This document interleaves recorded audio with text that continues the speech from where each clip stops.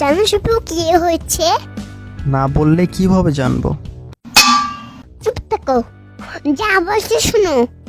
হুম, বলো দেখি কি মহাভারত অশুদ্ধ করে ফেলছো? কালকে রাত 12টার সময় আমি রাস্তা দিয়ে হেঁটে যাচ্ছিলাম।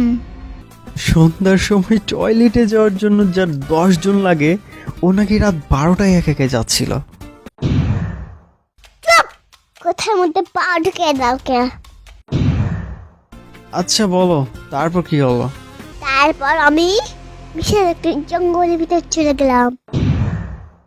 হাতে সময় বাঘ আসলো। আরে বাঘ কি কখনো হাতির সমান হয় নাকি? তুমি দেখছো, হাতির চেয়ে বড় বড় বাঘ থাকে। আচ্ছা তারপর? বাঘ আমাকে বললো, কেমন আছো মুনিয়া? যেখানে বাঘ মানুষকে পেলেই খেয়ে নেয়, সেখানে বাঘ তোমাকে দেখে তোমার সাথে গল্প করলো? শুনবা তো নাকি?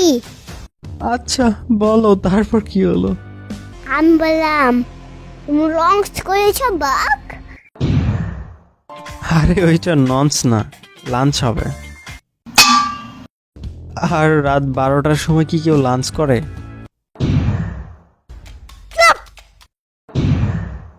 আচ্ছা বলো, তারপর কি হলো?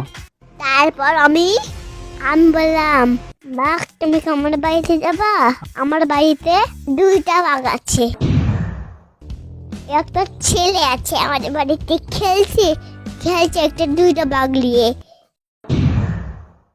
আচ্ছা তারপর?